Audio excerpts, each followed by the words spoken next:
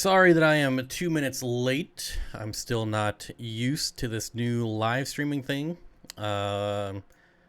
Previously, when I hit start live stream, I would start live streaming. Now I have to hit start streaming, and then after I start streaming, I have to click go live. So I always forget that part, and I've already started talking after I hit start streaming, and now I have to start all over because I wasn't actually live. Real quick about the audio. I don't know what to do about it. If you can't hear me, I'm terribly sorry. Subtitles are not in real time. It seems that I always get someone asking for subtitles like right after the stream is over. It takes YouTube like an hour to process the video and add subtitles. That's all done automatically by YouTube, so it's not like a button I check. So if you're watching live and you can't hear me and you want subtitles, there's pretty much nothing I can do about it. And then I also get comments saying how quiet I am. And the problem is when I ask, 300 people on the stream, how's the audio? And they all say it's good except for one person. I can't really do anything about it. When I listen back also, I put my speakers at 50% volume and it sounds good to me. So I'm sorry if it's quiet. I don't know how to fix it at this point. So just want to get that out of the way because there's always a couple comments and I hear you. I've been trying for months and like everyone right now is saying that the audio is good. But after the stream, someone's going to say your audio is really quiet. So, and this is the same level I had it at last week too. And there was comments last week too. So yeah, Texas Fish Room, second on the agenda. Check that out. This is a rainbow fish. So there is green, but finally, bam. And I got a couple of them here. I'll show them right now. I think we're still, like the co-op crew is still on their way over. So there's this one too, which is the same, just blue, which is pretty awesome. There's this one with it off to the side. And I do have hats where it's off to the side, but like it goes pretty far off to the side on my head because I have like a weird pear-shaped head. So, there's this trucker style one, which is pretty neato as well. Pretty cool. And then one more black. Where's my favorite one? Texas Fish Room. I don't know if you saw the members only video where I showed these hats, but I said like this one is the best. The gray mesh in the back with the black up front, but with like the logo in the middle. That would be awesome. But I like the mesh because it's breathable. Like it gets really hot when I live stream. So the mesh, we need the mesh. Ooh, the term NERM is now getting hidden. So you guys have spammed too much. I didn't mean to click hold, but there you go. NERM apparently is getting flagged as spam. Careful with the NERM, people. Careful with the NERM. So today's topic is, what does the aquarium hobby mean to you? And I got to rant about something first because I'm an idiot, apparently. So this morning, it's Monday, just a regular old Monday for me. And you know what that means? I'm shipping fish. So what do? I get my invoices. I go down to the fish room. I pack all my fish, box them up, drive to the post office, and guess what? Closed. I'm thinking, what? What happened to my post office? Why is it closed? So I get on the old intertubes and I'm thinking, what's going on here? And it's Columbus Day. Since when are we still celebrating this guy? And why are we closing things down for this guy? What did this guy do? How is this still a thing? I don't understand. But I'm, a little extra upset about it because I went through all that work and now I have to do it all again tomorrow. And the poor fish have to go through it all again tomorrow. I had no idea it was Columbus Day. I didn't even know that was still a thing. If you're a big Columbus fan, I'm sorry, but it just shouldn't be a thing anymore. Let's be real. The Vikings were here way before them, and the Indians were here way before him. So why is this dude? Anyways, whatever. I'll just forget about it and move on. Repack everything. Anyways, so that's what the aquarium hobby means to me.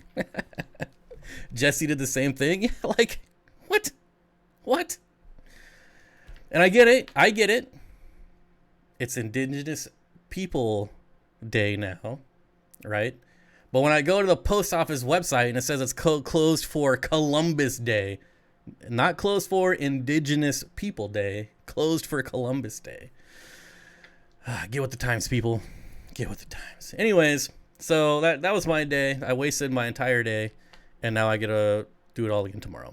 And that's what the hobby means to me.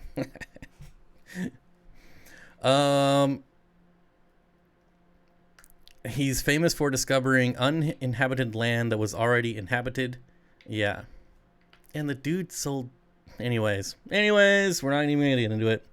Like I said before the stream, if I rant too much, I'll probably get canceled. Don't even get me started on that. Let's talk fish, people. Tacos for dinner. Thanks for coming in for this subject change, because I could just keep on ranting and really get myself in trouble. And that's not what I wanted the stream to be about. What does the aquarium hobby mean to you? I'm going to tell you what it means to me first. And I'd like you guys to pitch in and let me know what it means for me. Because YouTube has changed what the hobby has meant for me as well. When I first got into this hobby, it was just something that was really cool and fascinating to me. Because I was a kid and it was cool. Like, look at all these fish you can have as a pet, blah, blah, blah. Then you get older, you get a little wiser. And it became a way of like bringing nature inside, having these awesome little ecosystems inside your house.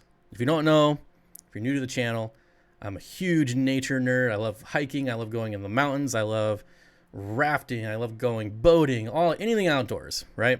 That's me. And a matter of fact, just went hiking and did an overnight. We went up, Jimmy and I went looking for Bigfoot this weekend.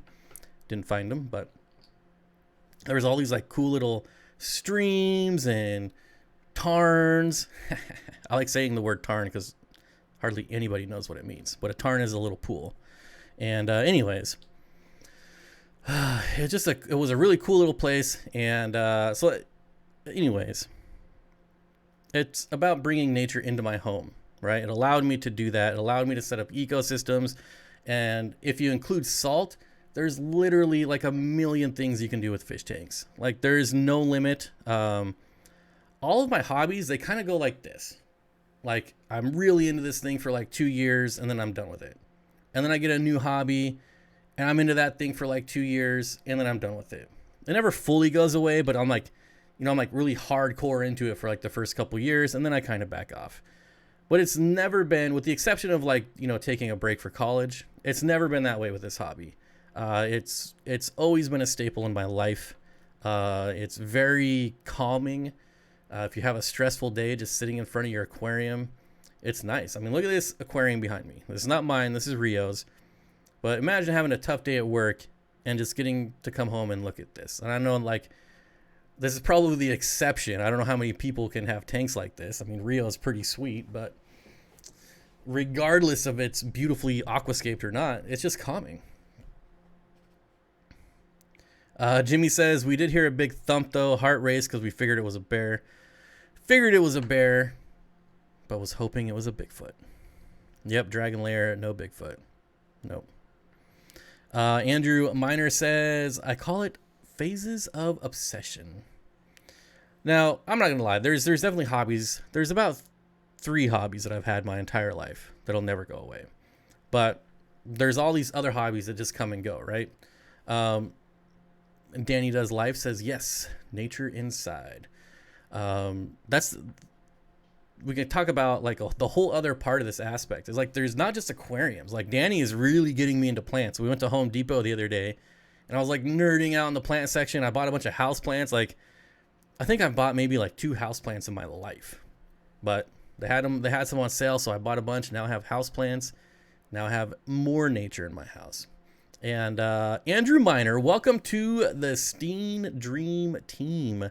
Thank you, my friend. I appreciate it. We're actually getting really close to 150, which is insane. Insane.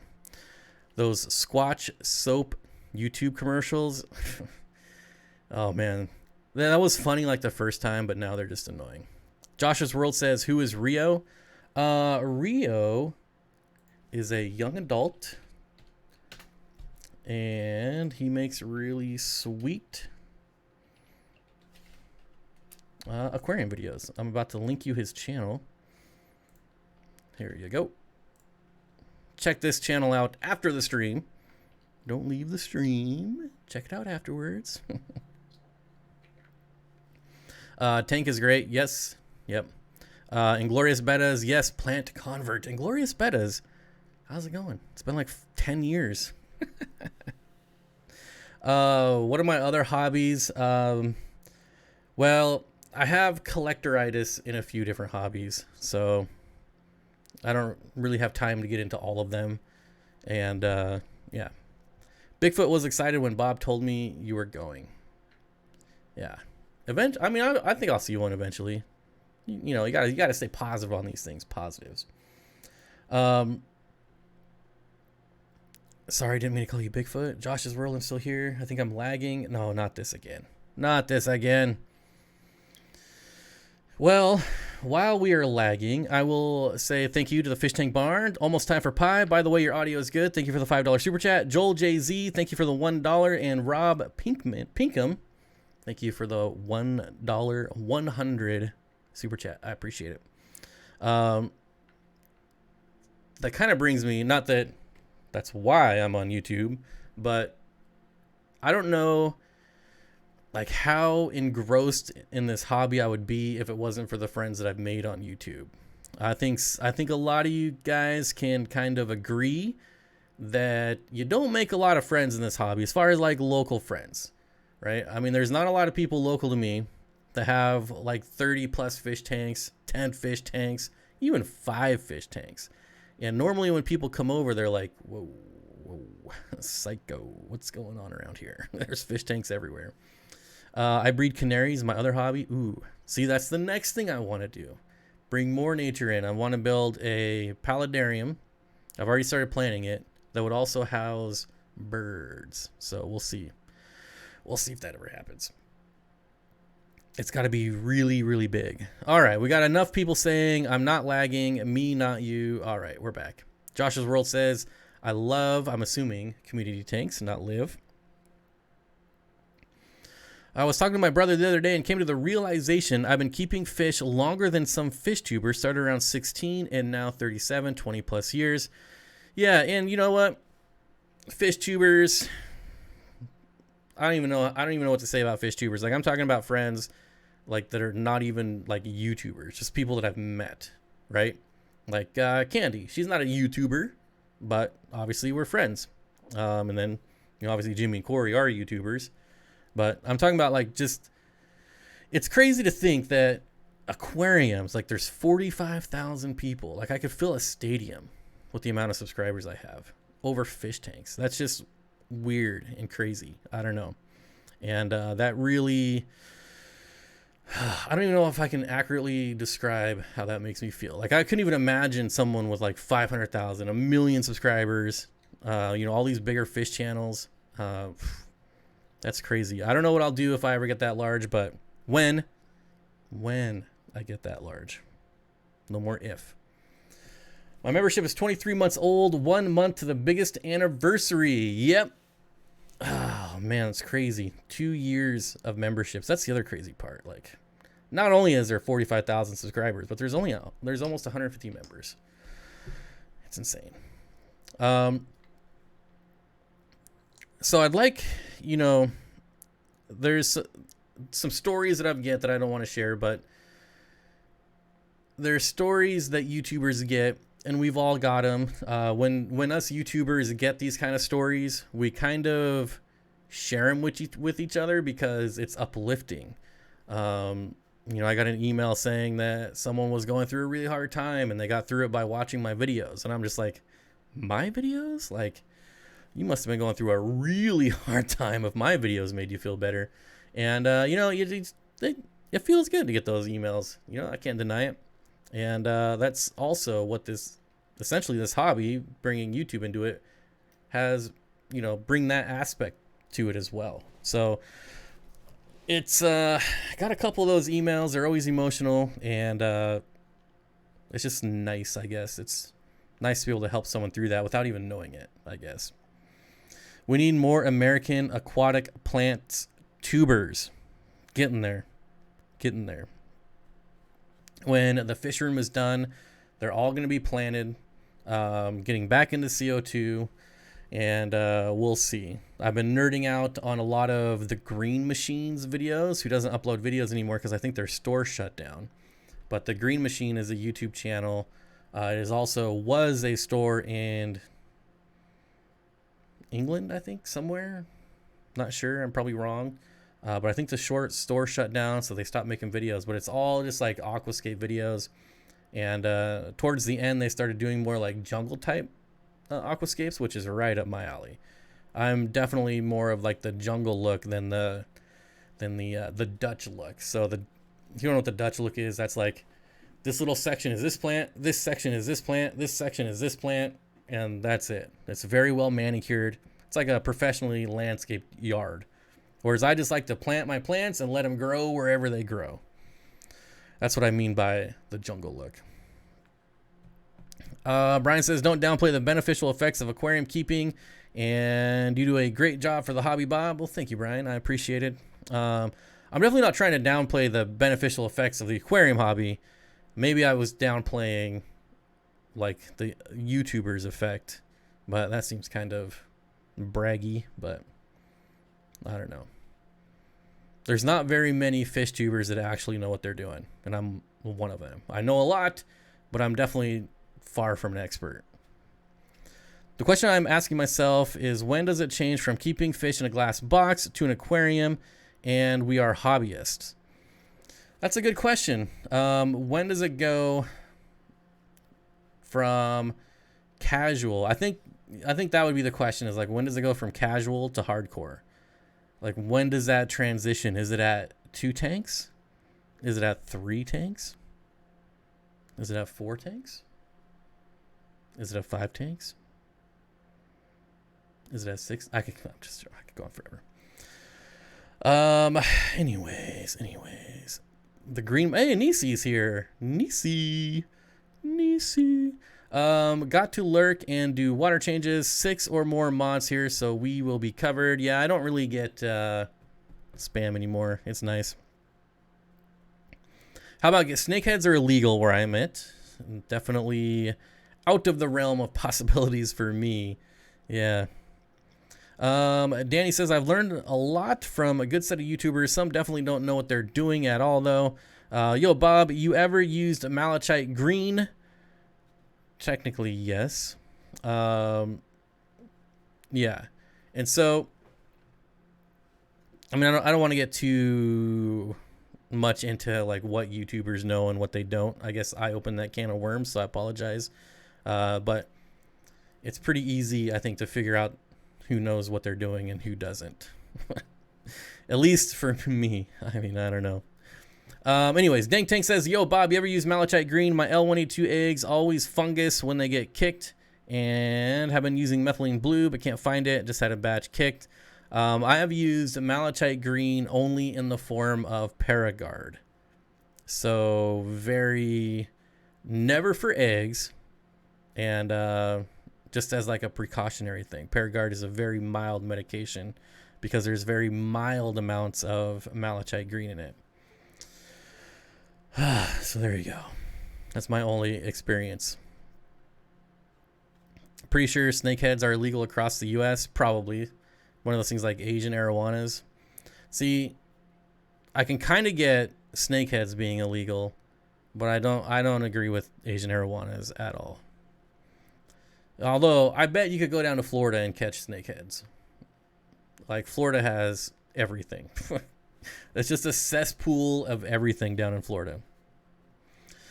I think it's the point you're watching a fish-related live stream. Yeah, if you're watching fish streams on YouTube, you're definitely at the point where it's maybe not obsession level, but you're definitely past the hobbyist level. Because there's a lot of good information to be had. Anytime I post or anytime I do a topic on like it's informational, they always get the most views. So I just run out of information to dedicate a fair amount of live streams to. So they're kind of scattered here and there.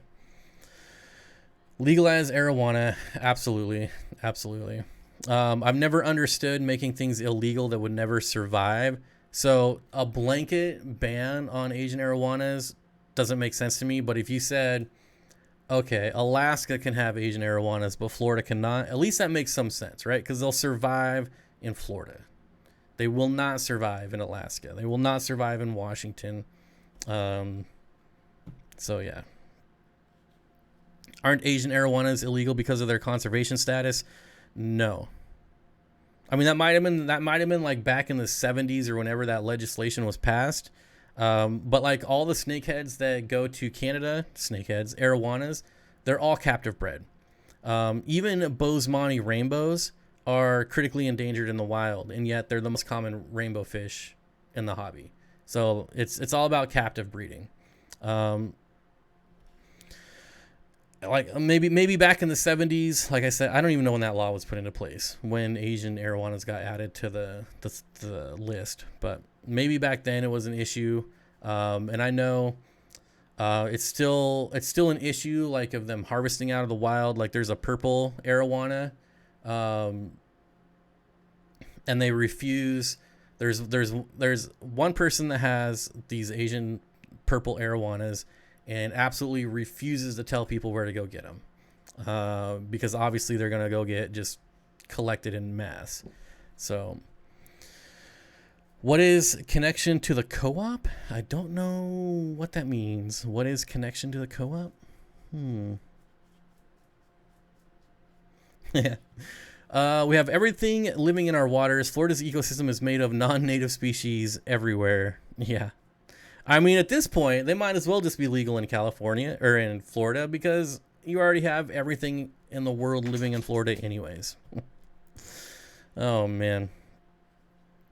I forgot what I was going to ask Bob. That's all right. I forget what I'm going to ask myself all the time. Scott's Aquatic brings up an excellent point.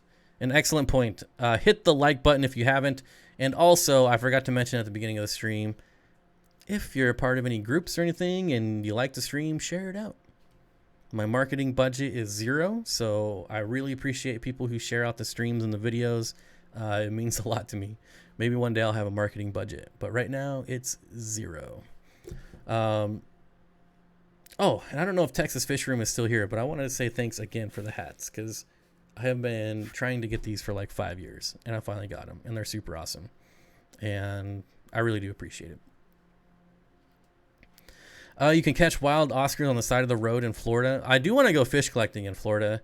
I want to go basically collect everything. I want to collect reptiles and fish.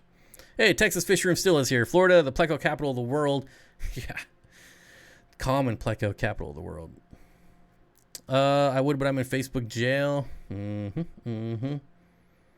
think we've all been there a time or two. Facebook, actually, this is way off topic. Facebook wants to pay me to not use Facebook for the next 2 months, or for the next, I guess now it's only a month. They sent it to me 2 months ago, but they wanted to pay me weekly to not use Facebook until the second week of November, which I found pretty interesting. Hey gang, I hope all is doing well. Jay Oliver's Guppies and Aquatics. I hope you're doing well too. Texas Fish Room is still here, so again, thank you very much. I mean, they're super awesome. And yeah, I'm gonna wear these out really quick. How do you propagate Madagascar lace plant? So that is a plant I have never kept in my life. Never. I want that deal. What deal? The Jarhead Entrepreneur says, I follow a fellow YouTubers that catch huge pacu in Florida all over the place. Yeah, I'm surprised those are all over. Man. Oh, how do I get paid to not use Facebook? Yeah, it was like, what was it? I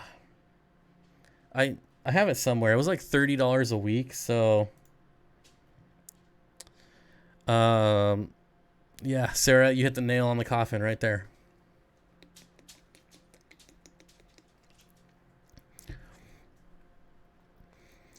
Fishing in Miami, I had a jaguar cichlid take a shine out of my peacock bat's mouth. Wow. Jaguars. Jason says, clarified, what is your connection to Aquarium Co-op? I'm friends with Cory. Is that what you're wondering? Cory and I have been friends for a very long time. So we're friends. Danny Does Life says, well, managed to flood the fish shed without filling any tanks. That takes talent. So my cousin caught a flower horn in his local stream in South Florida. Crazy. Yeah.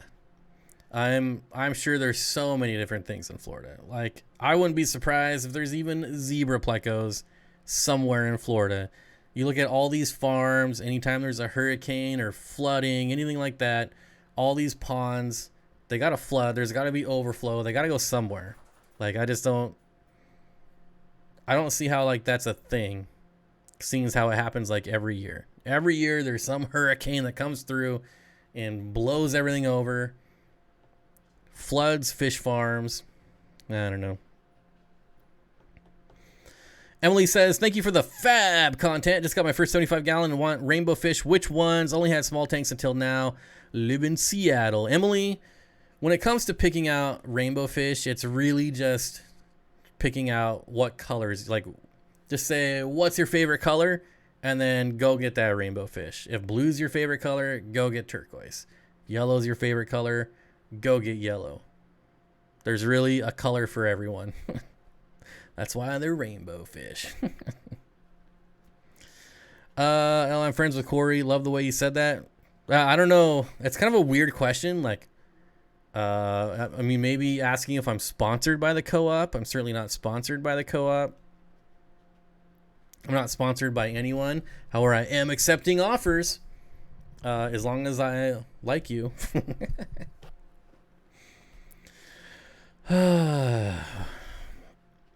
Good news, I now know where the low spots are. Wish they would approve my nephew's mother's memes that she posts. Oh, well, we're back on Facebook again. Pleco Guy says, here in Southwest Florida, I have Mayan and jewel cichlids thick in the pond behind my place. Ugh. On one point, it's like, get a rainbow of rainbows. At one point, it's like, you know, I think about like just the myriad of crap that's in Florida waters that shouldn't be there. But then it's like when I go hiking, I'm always looking in streams and lakes and everything, and there's never fish anywhere. I'm just thinking, man, it must be nice just to go out and look in like any pond and any stream and see fish. Here, I mean, yeah, what are you going to see? Trout, bass? See those all the time. They get boring. I am a brand ambassador to the co-op. That is true. Aqua Discovery says 6 survived. Dude, worst week. So Aqua Discovery had an issue in his pond that he just built and lost a bunch of koi. Been there. Not with koi, but I mean, we've all been there and lost fish. It sucks. I wish I had some words of wisdom, but I don't, other than it sucks. And sorry. Ideas for fish that love fast flow, about 78 degrees, 55 gallon planted with wood and rocks. Pandagara. Pandagaras. Those are some of my new favorite fish. And I don't know if I'll ever be able to set up a tank without Pandagaras again. Wendy says, okay, Candy, liked. Please don't yell at me. Let's see. Ooh, we passed 160 likes. All right. So,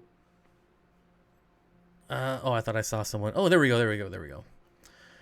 Bare Bottoms Aquarium says, still getting crabs, Bob. I was looking at red apple crabs on sale for $10 a piece. Bob Vance, I don't know if you were here when I announced that my trout Gudgeons finally have spawned for me. But the trout Gudgeons I got from you have finally, like 2 years later, spawned for me. So, yeah, just want to let you know. Also, no, I've ordered crabs twice, and they just don't come in.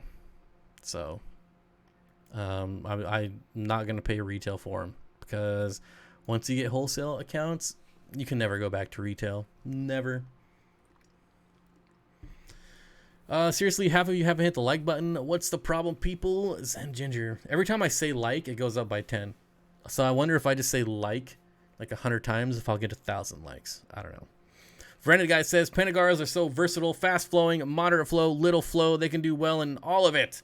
They just like having high oxygen. Right? And if you have a sponge filter, you're good to go. If you don't have a sponge filter, put it in an air stone. You should probably have one anyways. Super beneficial. You have crabs, Bob? Not yet. Not yet. Yes, there's lots of jokes in there that I'm not going to make, but yeah. If you had to choose or guess, I'm asking what is easier to keep, rams or epistos? I would go epistos, hands down, all the way. Although if you get like captive bred rams, they're not that hard. They're not that hard. Just make sure... it's hard to do this. I'm able to do this because I've ordered from so many different places. But there are good quality rams out there, and there are bad quality rams. So if you're ordering from like an online, just see if there's any type of reviews. Otherwise, go Epistos. Epistos are money. Old Dirty Platty says, do fog machines hurt fish? I just ran a test on one, and it filled in my basement. Oops. It shouldn't. It shouldn't. I've only ran a fog machine in one of my tanks ever, and it didn't have any ill effects, and fog is fog. There's lots of fog in the wild, so. Shave and shampoo, good to go. What? There's a huge shrimp behind you. Yes, there is one huge Amano shrimp in here somewhere. I see it every once in a while. Likes if you're over 50% viewers. Likes, so the metrics are you killing... Co-op. What? I'm over 50% viewer to like ratio. So on that metrics, I'm killing the co-op. Am I? Oh, we're almost at 200. Almost at 200 likes. At 200 likes, I get a bonus check for $1,000, people. Yeah, YouTube pays $1,000 for every 200 likes. That's a joke. In Manoa Stream... wait. Josh's World. In Manoa Stream, Hawaii, you can find convicts and plecos. I think... Can we go to Hawaii now? I think that's a thing as of like tomorrow. Or in a couple days. Because I would love to go collecting in Hawaii as well. I would rather go collecting in Hawaii than Florida. In Florida, I feel like I know what I'm going to get. In Hawaii, I feel like there's at least some type of... mystery to it. Deb Hall says Bolivian Rams okay at 76 to 78 degrees. Absolutely. Bob, did you get the new pooch? So little backstory. I was supposed to be fostering a new dog that had been having some troubles, and I brought it home, and he did not like being here at all. And he immediately went after my dogs, and so yeah, it just didn't work out. I tried acclimating him multiple different ways, if you will, and he just didn't like it at all. And my smaller dog is just a big giant goofball, and when this dog would attack it, he would just think he's playing when really he was not playing. And so then my bigger dog would then go after the new dog in defending my smaller dog. If any of that made sense, I don't know. So yeah, it just didn't work out, so I had to take him back. But he is doing better. He has calmed down a bit at the shelter. He's still there. I'll go see him in a couple days when I go back. So, yeah. How hard is it to start on YouTube? It's insanely easy. You have a cell phone, you can start on YouTube. It's that easy. Try pineapple ice cream if you go. Never try anything. Well, that's not true. I don't mind pineapple juice that much. But there has to be other stuff in it too. Like straight pineapple juice? No, thanks. And I do put pineapple in my smoothies too, but it's a very small amount. And my small dog is like 70 pounds, and my large dog is like 120, 130 pounds. So when I say small dog, it's not really a small dog, but compared to my other dog, he's small. Do a group trip to Hawaii. A group collecting fish would be fantastic. That would be cool. That would be cool. I'm pretty sure like the restrictions are getting lifted this week. Because as of right now, if you go to Hawaii, you have to stay in your hotel room for 2 weeks and then take a test, and then they'll let you out. But I think this week is when they stop. I could be wrong. Garrett says, been watching the website to see if you have fish in stock. All out. Is your plan to still sell fish? When do you expect to have more in stock? It's really like, how would I explain my website? I wouldn't think of it. I don't even know how to think of it.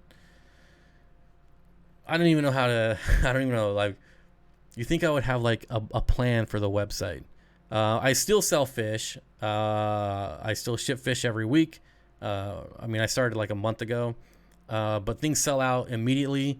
A lot of places are stopping or preventing how many of each fish you can order. So like this week, the limit was 25 on a lot of fish. Well, that's not going to last very long. So it's like,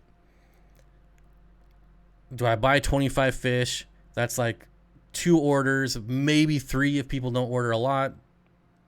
Plus, you got to think you order 25. About 20% of them are probably going to die. So maybe you have enough for like 2 orders, and then you're sold out again. So I don't know. There's still like some farms have reclosed from COVID, so they opened up and then closed back down.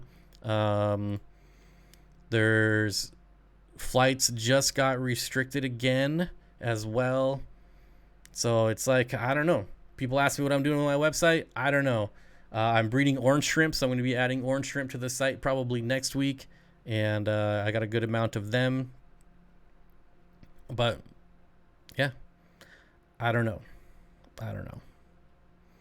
That's all I got. Not a good answer, I know. Anyways, that's about all I got. That's about all I got for that. It's still there. The best thing I could do is say, put in your email for notification. I don't spam emails with anything, so don't worry. If you put your email in there, you're not gonna get like 50 emails a day, unless I get desperate and have to sell them online, which I would never do. That's a joke, people.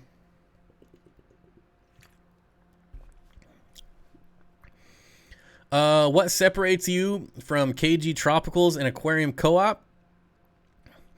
Well, I'm taller than both of them. There you go. Your local fish store is dumb?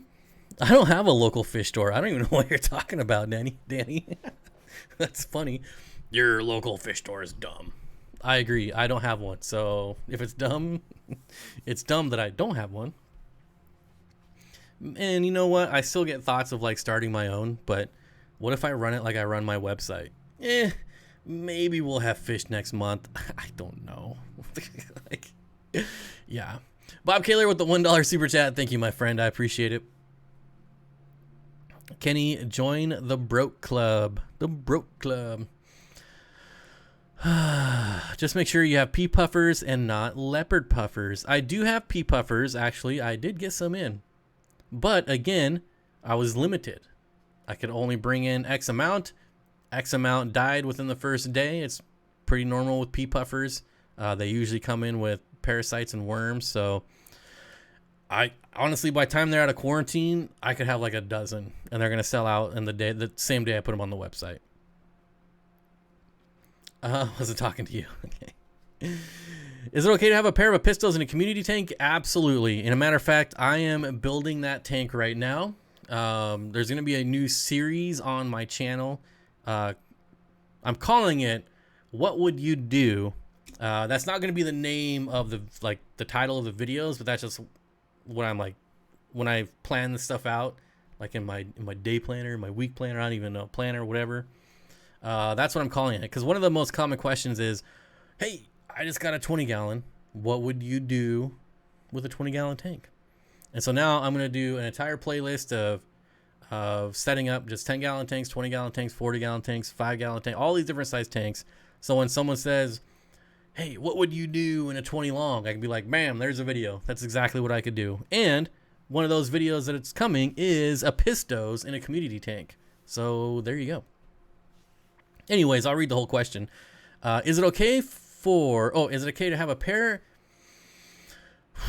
Let's start over. Is it okay to have a pair of Epistles in a community tank with Corys and Tetras, not necessarily trying to spawn, but maybe they just would, and just would they would? Well, depending on which Epistles.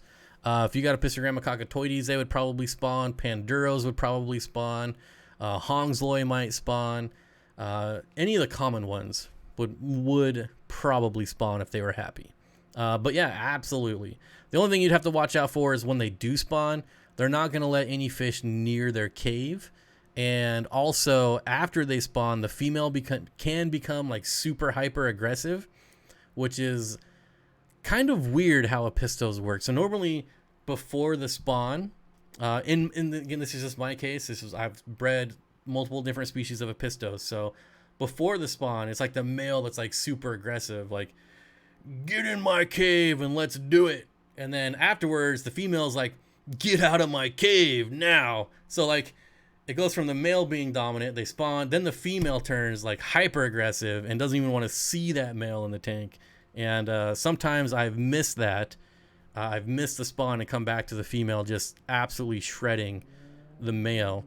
And then like I said, like before the spawn, I've missed it, and I've had like the female not wanting to spawn where the male did, and the male just shredded the female for not spawning. So you got to watch out for stuff like that, but that's like the extreme, right? That doesn't happen. I've had multiple successful spawns where they didn't kill each other, but that's just something to look out for. But yeah, absolutely. I think it would work. They'll kill each other, but it'll work. I hope you understand like what I'm saying. Like, that's not the normal. That's the exception. Elizabeth Hughes with the $1.40 super chat. Thank you. Jason with the $1 super chat. Thank you. Ooh, someone's message got deleted. Oh, yeah, Gil, that's going to get deleted, unfortunately. Does anyone remember the name of Tuber from Tennessee that was on with Co-op and KG before? I don't. Bob, when are you buying the Bronco? Whenever I can afford to pay cash. So probably never. No car payments ever. Worst investment in the world. Never buy a car with car payments. And I'm probably saying that to like 99% of the people here probably have car payments, but whew, bad. Do your orange shrimp procreate as well as cherry shrimp? Kenny, yes. Well, I mean, does anything procreate as well as cherry shrimp? They're up there, but I couldn't say like yes, because that would be a lie. But I would say like, if cherry shrimp are here, then orange shrimp are like right here. Like, it's pretty close. I would say they're by far the second easiest to breed, by far. Let's see. S, welcome to the Dream Team. I feel like welcome back to the Dream Team, right? Maybe I'm thinking of someone else, but anyways, welcome or welcome back, whichever way. And Jason C, welcome to the Steam Dream Team as well. All right. Curry St. Martin with the $1 super chat. Jason with the $1 super chat. Message deleted. How come I can't see that message? I don't know. Why does my female Episto bring Aaron to... What? Why does my female Pisto bring Aaron to... I don't know. You have a lot of like autocorrects in that sentence. I can't make it out. Josh's World says, are you coming to Hawaii, Bob? It's definitely a want. I would love to, but honestly, not anytime soon. Like, I'm not really thrilled to travel right now with everything, all the hoops you got to jump through. So, yeah, I don't know. We'll see. Hopefully next year, though. Definitely want to do it next year. Why does my female... Okay. Here it is again. Why does my female Episto bring air to her eggs? She gets it from the air stone and makes constant trips back and forth. So the only thing that's like really weird behavior. I've actually never seen any fish do that ever. The only thing I can think of is that she's trying to, like a lot of fish fan their eggs, right? To keep them clean, to keep them well oxygenated.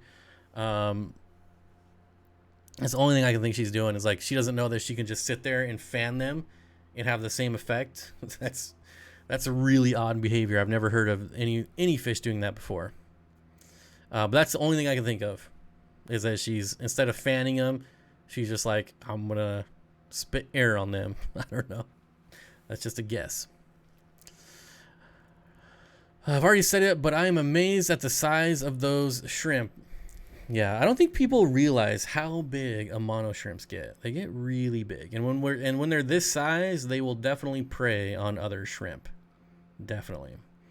I wish I had a better answer for you since you paid me $5, but that's the only thing I can think of. Thank you for the super chat. Like I said, I wish I had a better answer.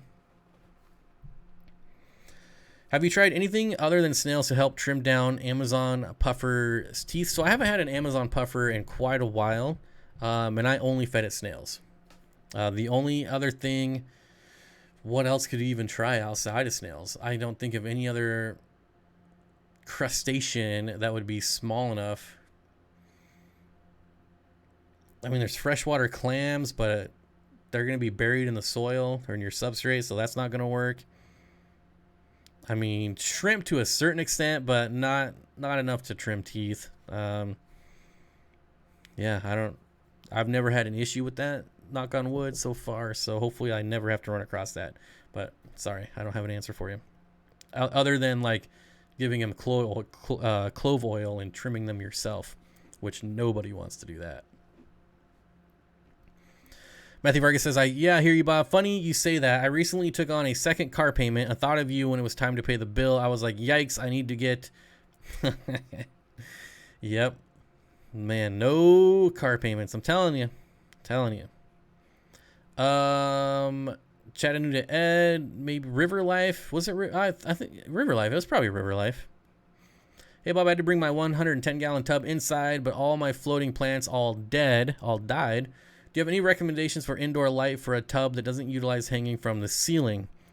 Why not just use a normal aquarium light? Like just a normal LED light? You could do, they don't have to hang from, I don't know. I guess if you have like plants and everything growing out of your tub, or is it like the water level below it and you have like floating plants and then like aquarium plants? If you have like terrestrial plants, that's going to be a problem. But if you don't, you could just take like a shop light and set it right on top of the tub. An LED shop light. It's not going to hurt anything. Hey, Bob, what CO2 regulator do you use? Aquatec. I have a Milwaukee regulator that I've never used, so I can't speak any good or bad about that. But I've not had any issues with my Aquatec regulator. Steenfott Aquatics, can shop lights be used above my aquariums?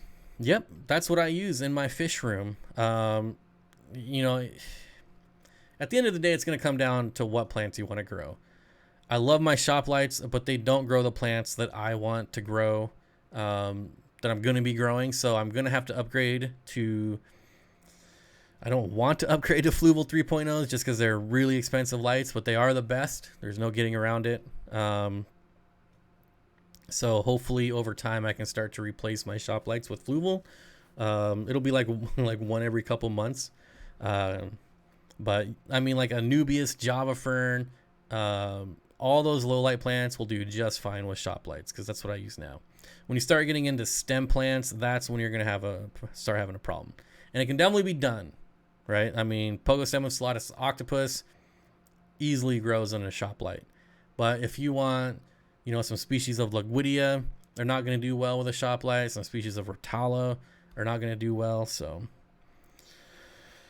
what size tank is your favorite? Oh, man. It would be a toss-up between a 40 or a 75. If I could only keep one tank, it would be a 75. But if there was no stipulations on how many I could have, 40 would probably be my favorite.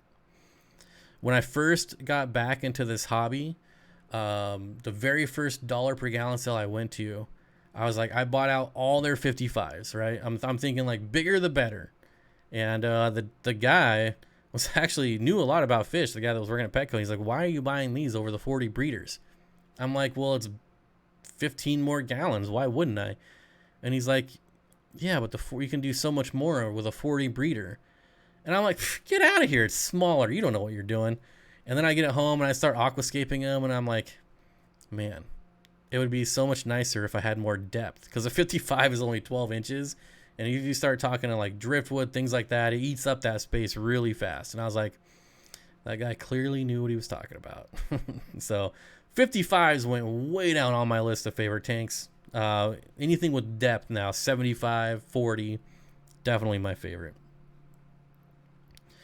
Emily says, any tips on how to catch endlers in a 55-gallon planet tank? I tried to net while feeding, but still only catch the ones I don't want. Have you tried doing it with the lights out? It kind of depends on what kind of decor you have in there. If you have lots of hardscape, it's going to be hard. But the only other thing I could tell you is try to do it at night when they're all, they're a little drowsy, sleeping, a little slower. The color of the net helps. I don't know if it's just like my mind telling me it's easier, but for some reason I feel like I have an easier time catching fish with green nets over any other color. So yeah, that's just me though. Epistles are weird. People have very different experiences with aggression. Mine share guard duties. The male, the big territory. Well, I think because there's a lot of different types of Epistles, right? And they probably all have their own little, like, how to do it, how they breed. So yeah, it's just, I don't think Episto is one of those fish that you could just say all Epistos are this way. There's just way too much variety. But yeah, I do get it though. Everyone definitely has their own. And a lot of that is tanks, right? Like how your tank is set up, line of sight, how many caves, etc. So definitely a lot of factors. Gave my husband a new F-150 for a retirement gift. No payments. Yep. Unless you can have like 0% interest, make all the payments you want. Well, good. I can't figure out how to fit the 55s in the shed. 75s. And Danny says, I don't mind my 255s, but 75s would be better. They're so much easier to aquascape. So much easier to aquascape. Kenny says, have Bob help. I was up there 2 nights in a row last week. We'll get it. Remember, 55s are out, 75s are in. That's the plan. My favorite tank is a 90. Love my 300, but I prefer a 90 over the 75. I don't like the extra height of the 90. That's it. It's harder to grow foreground plants. Requires more lighting. That's the only reason I don't like the 90. And it's heavier. Like I can easily move a 75-gallon tank by myself. With a 90-gallon, I actually have to like pay attention and make sure that I'm like bending my knees. Where 75, I'll just toss that thing around everywhere. It doesn't matter. I have mouth brooding Epistos. Epistogramma barlowi. Pretty rare. Pretty rare. That's a nice looking fish though. I actually was just looking at those probably about 2 months ago. I think they came up on Aquabid. Do you like a 20 high or 20 long? It depends on the fish, Jack. For Epistos, hands down 20-gallon long every time. For a 20 tall, what would I like in a 20 tall versus a 20 long? Boy, I don't know. I feel like 20 long is probably my favorite of the two. 20 long over 20 high. Like, what can I do? Yeah, I think 20 long. I prefer 20 long. 20 high is nice because it takes up less space, but I really like the 20 long. I love dwarf cichlids and 20 longs. It just works really, really well. Moonstone Aquatics. Thanks for the stream, Bobski. Well, thank you, Moonstone, for the $15 super chat. That definitely helps out a lot. I appreciate it. Whew, I think I was just looking at your website, but I'm not sure. Poodles, was that you? Poodles, maybe? I don't know. Something like that. I'm not sure if that was you. Probably was. Maybe not. Did KG Tropical change their name? Not that I know of. It's KG Tropicals, though. KG Tropicals. Oh, KG Cichlids is the imposter. He's the imposter. 20 long shell dweller tank. Well, I guess that is a fish I could not put in a 20 long. Not shell dwellers, but like Cyprichromis. Well, you could do them at a 20 long as you don't have shell dwellers. Like you could do, not for their entire life, but you could do Cyprichromis in a 20 high until they get too big for it, I guess. That's kind of a stretch, though. I'm kind of reaching. How did it feel to be mentioned in a song, You and Aquarium Co-op? Which song specifically? Are you talking about the Fish Nerd song? I'm a fish nerd. Doing great. Fish Room is coming along. The 375 gallon is my favorite 400 gallon. Chris St. Martin with the $1 super chat. Thank you, my friend. Uh-oh.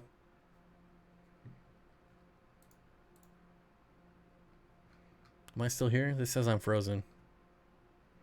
Oh, it just caught up. Never mind. Lisa, KG Tropicals is here. Hello, Lisa. I think a 40 long may be worse than a 55. Kenny, I could not disagree more. 40 longs are amazing.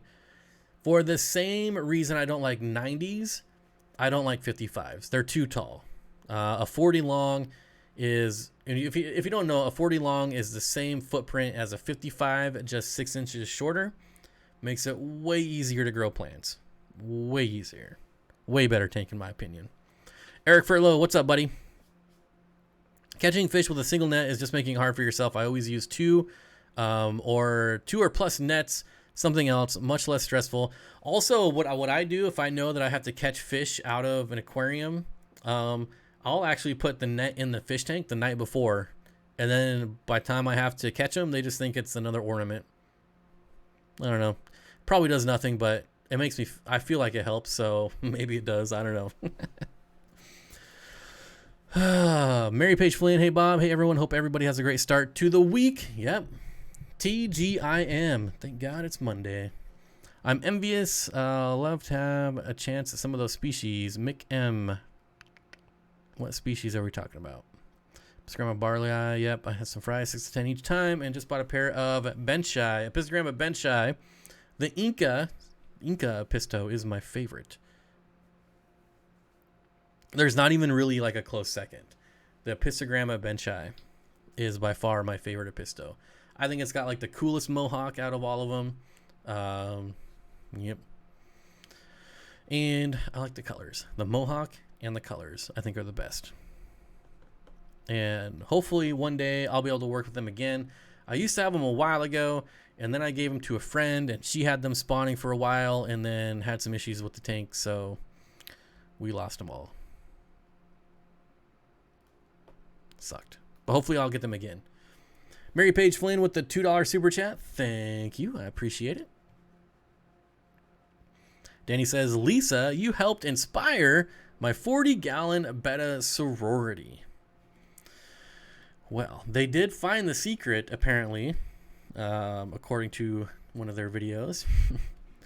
By all sisters. By all sisters. Lisa should take out all the Oscars and toss 500 female Bettas in. I couldn't agree more. Get rid of the Oscars, get them out of there, and replace them with Bettas. Epistogramma Elizabethae. I can never say that one right, but that's also... Look, you guys can name any Episto, and I'm going to be like, yeah, that thing is cool. Pistos are awesome. Plain and simple. That's still on my list of things to do is make Epistos popular again, because in my opinion, they're very underutilized in the hobby. Very underutilized. I feel like I've done my part for the Rainbowfish. I've done some good Rainbowfish awareness. Maybe it's time to shift that focus into Epistos. I've been saying this for like the last 6 months. And I still haven't bought any Epistles. So, what do I know? Benchai is one of the prettiest Epistles. Have some old video taken with my first digital cam. I think I have some like 720 footage. Oh man. Sit up. Look. Pleco keeper. Blue wrench, moderator, autocorrect. Sucks. Pretty genius strategy, Lisa. Yeah. Hey guys, here's the secret to Betta sororities by all sisters. By the way, we are breeding Bettas and we're going to start selling them. Genius marketing. Genius. Well done. Well done. 4 Tiers Fish says, just bought my first Episto this weekend. Great. That is super awesome. A lot of people don't realize that you can do a group of Epistos, no problem. Like buy like a male of every species and put them in a tank and it'll work. As long as you're not putting them all in like a 10-gallon tank, appropriate sized tank with enough line of sight breaks, you can have yourself a beautiful collection of males in one tank. I've seen it done multiple times. They'll get a little ornery with each other, but they'll figure out their little territories. And yeah, it looks pretty cool. I used to have a buddy that had, I think it was like a 75-gallon with Rainbowfish and like 6 different species of male Epistos, and it was pretty awesome. Hey Bob, do you like Epistogramma Veheti? It's another one I can't say. Yes, I've actually spawned that fish, Jacob, and I think there might be a video if you go back like 4 or 5 years on YouTube of one of my spawns. Maybe it might have got taken off. I don't know. Manes, tails, furs, and fins. Hey Bob, these darn peacock gudgeons are still laying eggs and fanning them and then nothing. Maybe you just got some infertile ones, unfortunately, which sucks because you got them from me, but man, I'm still holding out that eventually they'll get it right. Eventually. There's I would probably change if it was me and had that many bad spawns. I would probably rescape the tank. Just throw them. Just something different. I would do something different. I don't know what it is that I would do different. Maybe less flow. Maybe add flow. Change up the hardscape. Something. I would change something because something's not working, and it's got to go through some trial and error, I think. Elizabeth says, I have 5 females and a 20-gallon with 20 CPDs and a monos. Why would they be stressed? I'm tired of losing my girls. 5 females, what? If you're talking about betta fish, 5 female bettas and a 20-gallon long, that might be a bit tight. That might, they might be a bit cramped in there. What makes breeding bettas so difficult? I had a few spawns, but they always die before getting big enough to get off vinegar eels. I've never bred betta fish, so I couldn't speak on them being difficult or easy. Yeah.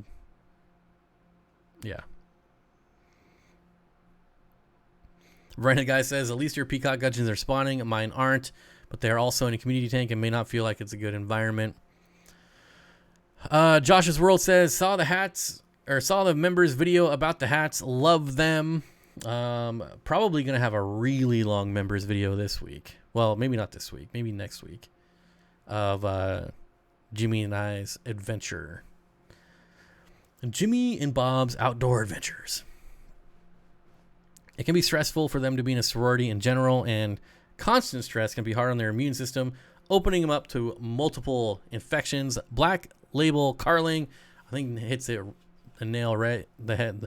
Hits the nail on the head. I don't know. I'm pretty sure that's how it goes. Yeah. So I think I don't think betta sororities are easy. They're definitely, I think, more like an expert level thing to try to do. I see a lot of people try doing them and fail. I think there is something to be said about getting like a spawn of all sisters, kind of like exactly like Lisa was talking about. And I think it's more, not only are they sisters, I really don't think that has much to do with it. Sorry, Lisa, I don't mean to like talk down about your theory. My opinion, and I see this with reptiles a lot, I think it's more of the fact that they've grown up together and they've been around their whole life. And I think you touched base on that in the video too. So not so much that they're sisters, but get them as fry and grow them out together. And I think that will help a lot. Because I've kept a lot of reptiles that are supposed to be like hyper aggressive, but when you spawn them and raise them out together, they do just fine together. So that's just my opinion. Anyone in the USA breeding spotted Congo puffers shouldn't denti don't dead eye. I don't know. There's a guy in Arizona breeding them. I know there's a couple, but I don't know offhand who. But I know that there is. I think there's a guy in Arizona that also like uploads the videos to YouTube, but it's been so long since I've looked. I honestly can't remember the name of the channel. I could be completely wrong, but I know there is definitely that guy. And then Dean is either breeding them or trying to breed them, and yeah. So there's definitely people here breeding them. Always feed the pistil females first, more than the males. Fish males are tougher and will get food anyway. I don't know how you would separate them though. Like, do you stand in front of your tank and say, males to the left, females to the right, and we're feeding the right side of the tank first? I don't know. Jalen says, Danny Does Live says, Jalen, I have had 2 males and heavily planted 125 successfully. It does take the right tank. Yeah, I mean, eventually you're going to get to a tank size where anything can be kept together, right? Even, Fahaka puffers. You get like a 10,000 gallon tank, you can have 2 of them in there, no problem. Will Epistles breed on gravel substrate? So yeah, they're not, they're cave spawners. So they'll breed on sand, gravel, bare bottom. It doesn't matter as long as there's a cave for them to breed in.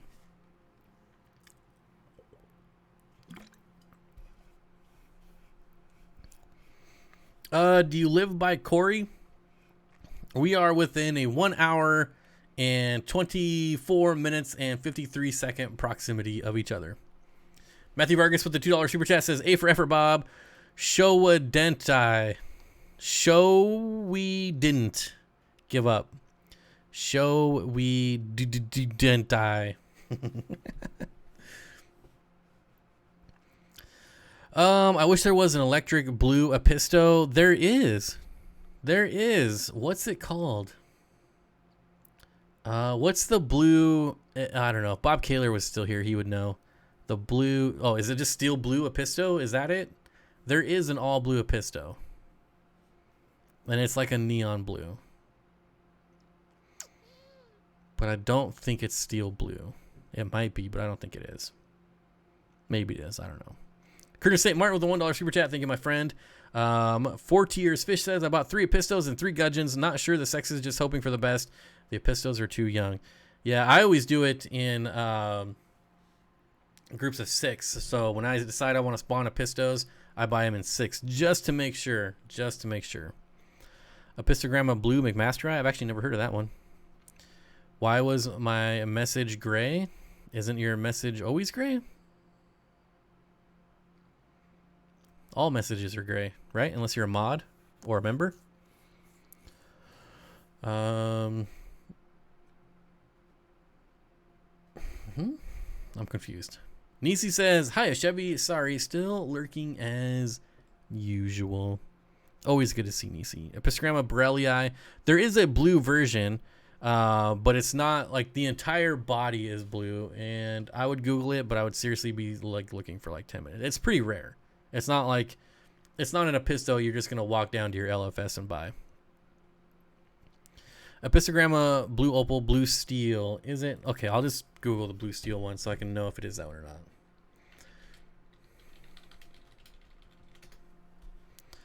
hello from Philadelphia. Well, hello from Seattle-ish. Epistogramma blue steel. I mean, yeah, this is pretty blue. I wouldn't say like, I mean, some of them, it's hard to tell what's photoshopped and what's not, because some of them there's like white with some blue, and then some are like bam, blue. I'll have to look at that after the stream. That's gonna bug me. Do you recommend additives, vitamins for freshwater fish food, specifically for rainbow fish? It would kind of depend on what I'm feeding, because I feel like a good quality fish food is going to give you most of those vitamins and minerals. So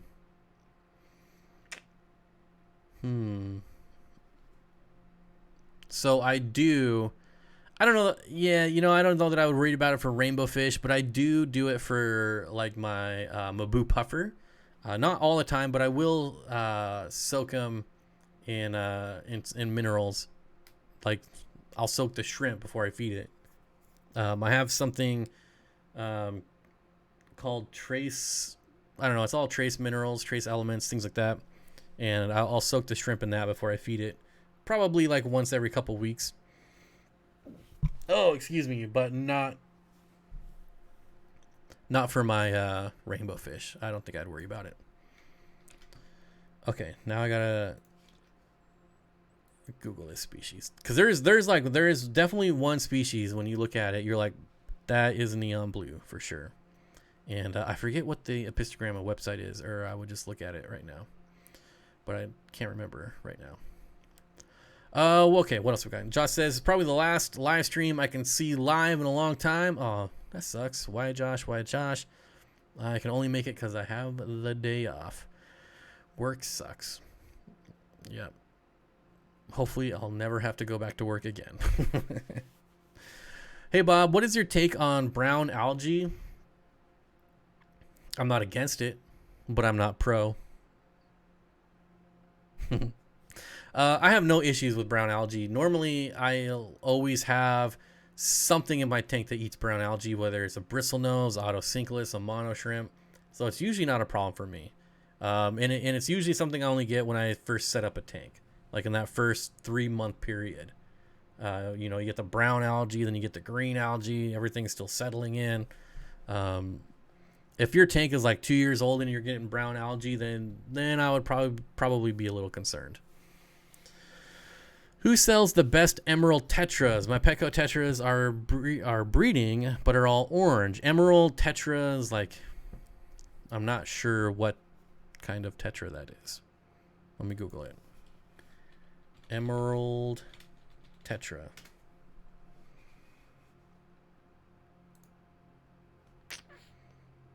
Ember tetra? Emerald rasbora? Yeah, I'm not sure. Any ideas for a centerpiece fish in a community tank 55-gallon? A lot of people like angelfish. I'm not a big angelfish nerd, but I can appreciate like a really big, like a big male angelfish as a centerpiece. Yeah, a lot of people will do that. I'm not a big like centerpiece fish person. I'm like a community fish, but I like big schools of fish. So I never really do like this is my centerpiece fish. But yeah, maybe like an angelfish, because they do well if you just have one of them. Color Guppy says, first week in the office since April. I don't know how I ever did it. Yeah, I could never go back. Oh, man. I took a huge, gigantic pay cut, but you can't put a price on freedom, folks. Can't. Neorites are great for eating brown algae. That is true as well. That is true. Definitely snails. Ember Tetras. Okay, so you meant Ember Tetras. So we're going to get some controversy here, because a lot of people are going to say Ember Tetras are orange. There are red Ember Tetras. You can go back on my video and on my channel. And I used to have really good quality Ember Tetras that were red. But they're pretty rare. I would say probably like 99% of them you're going to buy are always going to be orange. But there is definitely like that really dark red. And every time I showed them on video, people were like, oh my God, where'd you get those Ember Tetras?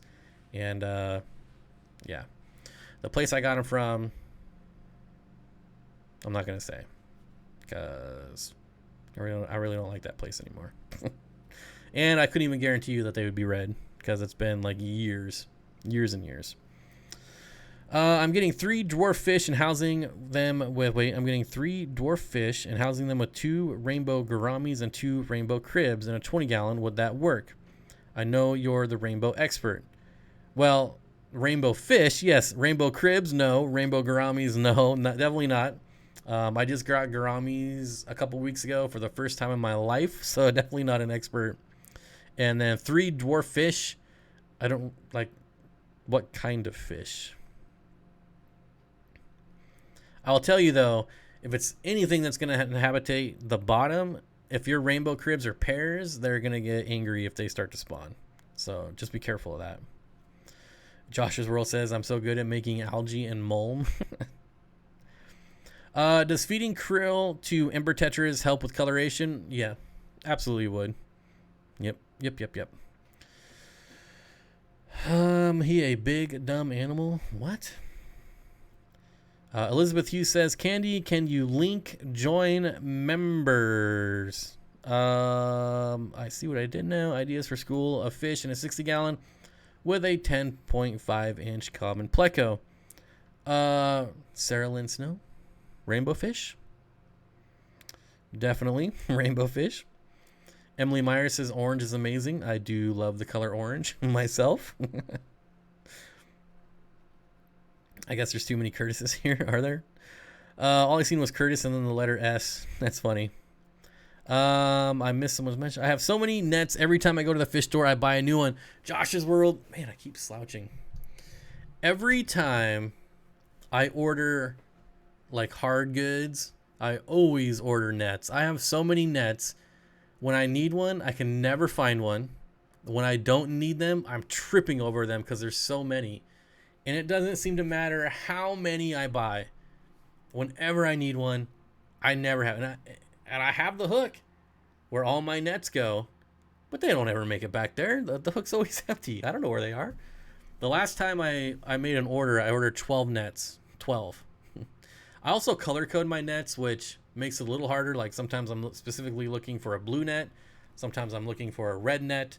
Sometimes I'm looking for a green net. Sometimes I'm looking for a white net. All these colors mean different things. Like a red net, you're red, you're dead, right? If I need a red net, that's for a tank that's being quarantined. That's for a sick fish. The red, you're dead is an old gaming term. So it's not like I'm, something wrong with a fish, so I'm killing it. Red, dead, not that. It's just an old gaming term from way back in the day. And so yeah, all my nets are for like specific areas, specific issues that I'm having, non-issues, things like that. My white nets I use for shrimp because they're really fine. Whoops. So that's just the way it works around here. Emily Myers, welcome to the Steenfott Dream Team. Deb Hall, welcome to the Steen Dream Team. And then also a $13 super chat from Elizabeth Hughes. I'm getting 3 dwarf rainbow fish, praycocks. All right. I'm assuming praycocks.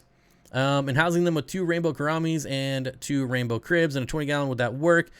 So my minimum number for rainbows is 6. 3, you could get away with 3, and a 20-gallon. There's lots of people that keep dwarf neons in 20-gallon tanks, and I don't think it's good long term. A lot of times when you buy dwarf neons, they're actually dwarf, like half-inch, and that's great. They'll do amazing. But they actually get like 2.5 to 3 inches, and it doesn't end up being a lot of room to school around in once they're full grown. Now, granted, it could take like 1.5 to 2 years, upgrade them to like a 40 breeder, something like that would be great. So yeah, when you're first buying them as fry, that would be great. But long term, I don't know if they would be happy long term. And it's one of those things, like, it's really hard because, they have dwarf in the name, but I don't consider them dwarf. Not by a long shot. Like Pseudo McGills, they get like 1 inch. To me, that's dwarf. But something that gets almost 3 inches I have some that are like 6, 7 years old that are easily 3 inches. And I don't know that I would consider that dwarf. So I don't know. Probably not what you wanted to hear, but long term, I don't think I could keep dwarf neons in a 20-gallon. Breeding, if you're breeding them, then that's actually perfect. But, you know, that's comes down to like you're collecting eggs, blah, blah, blah. This is obviously a community tank. So it'd be fine for now, but I would plan on maybe upgrading in the future. All right.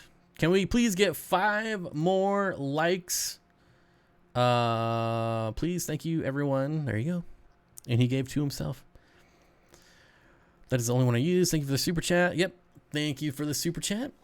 Do you bleach dip your nets? Nope. This is why I have specific nets for specific things. Every once in a while, maybe I'll do distilled white vinegar, but never bleach. I don't work with bleach. I did that once, and I probably poisoned myself because I think I mixed bleach with something else. And I felt a little funny in the head, so I don't mess around with bleach anymore because I'm kind of a dummy. Elizabeth, are you on a cell phone? Are you on a cell phone? It won't work. Yeah, if you're on an iPhone, I don't think it'll work if you're looking for the membership tab. I thought they fixed that, but I don't know. I'm not an Apple person, so I don't really pay attention. Anybody saw the Ember Tetras just teleported in the background video? Yes, this video is a loop. It's definitely not seamless. So every 10 minutes or so, they'll kind of skirt to the other side of the tank. Bob, check out Connie Corso. I think you would love one. Oh, way ahead of you. Connie Corso, Dogo Argentino. There's so many Mastiffs. Like, they're all awesome. I would love a Connie Corso. But like a Dogo Argentino, they are insanely expensive. So, yeah. But I agree. Connie Corsos are amazing dogs, and I would love them. Bleach and peroxide, that might have been it. It definitely wasn't bleach and ammonia. It was bleach and maybe vinegar? I don't know, but I made a video of it, and people were like, dude, you're going to die if you do that again. Don't ever do that again. So I was like, that would explain why I got a little loopy. You should go by Dwarf Steenfott. Yeah. Somebody earlier asked me, what differentiates me from Aquarium Co-op and KG Tropical? And I said, well, I'm taller than both of them. Steen, I moved the small ponds. What is the plan for this 300-gallon? I can't move it. I'm just waiting for you to say, come up and move it. I told you this. We went over this. You have to tell me to come up. That's the way it works. You say you're ready for it to come in. You just say, come up, and we'll move it in. It's that easy. Aquarium Co-op, I have Endlers. They go to the bottom of the tank and wiggle like they are swimming in a strong current. This will go on for half a day and then death. Any idea what's wrong with them? Oh, thanks for asking, Aquarium Co-op. Now he has to respond to that. You'd be surprised how big you can grow out cichlids in a 40 breeder. Oh, yeah. I'm not saying it can't be done, right? But is that the best life for the fish? So here's what I'm gauging this on, and I'm going back to dwarf neons in a 20 long. I've kept dwarf neons in a 20 long. I've kept adults in there, and they don't school. There's not enough room for them to school. They will shoal, and they'll go back and forth, but there's just not enough room for them to actually school. If you put them in like a 4-foot tank, you'll know exactly what I'm talking about. You'll know what you're missing. There's just that certain schooling behavior that you miss by putting them in too short of a tank. You can almost get it with a 20 long, but like a 20 high, no schooling is ever going to happen. And that's part of the cool thing about Rainbowfish is that they are amazing schoolers. Like in my 8-foot tank, I have dwarf neons, and they are zipping back and forth in that whole 8-foot tank all day long, nonstop. It's super awesome. And I realize not everyone can have 8-foot tanks, but like even the difference from like a 20 long to a 40 to a 55, it's such a huge difference. So yes, you can keep them in that 20. They will live. You're just missing out on some of their natural behavior. That's all. They're not going to be extra stressed. They'll live just fine. They'll live long and happy in a 20-gallon long. But it's just one of those things, like you're just missing that behavior that makes Rainbowfish cool. That's all. I've got a Great Pyrenees. They're big and tough, also fluffy. That is definitely... There's so many dogs on my list of dogs that I want that I'm never going to get through them all before I die. It's literally impossible. For the Endlers, could be pH or hardness problem known as live bear shimmies. Yeah, are they doing the wobble? Do they do this? What do I got here? What do I got? I got nothing. Oh, here, I got my phone. I could just use my hands. But they do this. They just stand and wobble like this. I'm pretty sure that's what he's talking about. The wobbles. I call it the speed wobbles, like on a motorcycle. Even though they're not speedy. They're staying in one spot. Usually when that happens to me, it's not a good sign. I have very low recovery rates once they start the wobble. Almost, I would probably say like 95% of them, once they start the wobble, there's no coming back. I've got a 9.5-year-old Cane Corso, the most loyal dog I've ever had. You won't regret bringing one into your life, except they want to be 130-pound lap dogs. Well, that's to be said about just about any Mastiff. Like Mastiffs, Malamutes.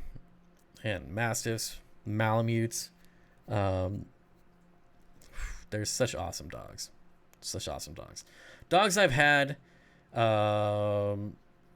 Boxers, Great Danes, Husky. My Husky was a Husky, Malamute, and German Shepherd mix. And now I got my Pit mix and my Mastiff. And there's so many more. So many more to get. But like I said, there's no way I can get through them all before I die. I have a 55-gallon tank. I only want angelfish and Cory cats. How many angels can go in my tank? How many? I mean, there's a lot of people that are going to like, oh, put 20 of them in there. Me, personally, I probably wouldn't do more than 6. That would be like my max. Corys, I would put like 20. I'd put like 2 dozen in there. Plenty enough room for Corys. I've always wanted a red-boned coonhound dog to go truffle hunting with. Truffle hunting. Would Cory put your live streams on his podcast? I need more to listen to while mowing the grass. I don't know that my live streams are podcast worthy, to be honest. I would love them to be, but I don't think they are. All right. I gotta say something to a member here. Regina. I don't know how to pronounce your name. I'm pretty sure I asked at one point if it's pronounced Regina, and you said yes, but then somebody told me I was pronouncing it wrong, so I need the correct pronunciation. Anyways, you say I'd have a Corso over a Rottie all day long. I had a roommate that had a Rottweiler, and I would have nothing negative to say about Rottweilers either, except they tend not to like kids. But that's more of like a depends on the dog type of thing. Depends on the personality. All dogs are great dogs. That's true. Even small dogs are good dogs. You're a dog groomer and you get to enjoy all of them. Yeah, that's like when I go to the kennel and when I volunteer every week at the kennel. Like, oh, Gina? Like, Regina? Regina. Okay. I'm gonna let everyone know, like, English was my worst subject. I hate everything about this language. So, just throwing that out there. Regina. I do gotta say, I am much happier to say Regina than Regina, because that sounds like something else. Regina Phalange. Consuela Banana Hammock. My best friend breeds Rotties. They rock. Yeah. All Mastiffs. Again, Rottweiler is a Mastiff. All Mastiffs are awesome. The thing I love about Mastiffs is that they're good. They're very good protection dogs, but they're defense minded in protection. Whereas other protection dogs are like very they're on the offense. They go on the offense. Whereas he's not here now, but like my Mastiff, when there's when he thinks that there's a threat, he'll just stand in front of me, and that's it. Whereas my Husky Malamute Shepherd mix, when she saw a threat, she would go after it. Whereas my Mastiff just waits for it to come to me. So I do enjoy that a little bit better for like personal protection, but for property protection, I much prefer my Shepherd. That's like, you step on my lawn, I'm gonna kill you. But not so good for personal protection, because then she just wanted to kill everyone. Anyways, I probably made no sense right then. Yeah, like my second grade math teacher, don't butcher my name. There was Consuela Banana Hammock. What was he going to change his name to? What was Paul Rudd changing his name to? That's a little Friends trivia. I don't remember. Was it like Crap Hammock or something like that? I don't know. Anyways, who cares? Regina Phalange. Thank you. That all makes sense now. You put something in like a Friends or an Office reference, it's just going to click in my head and everything will be better. Ooh, a Ridgeback. I would love a Ridgeback. Man. So there's just too many cool dogs.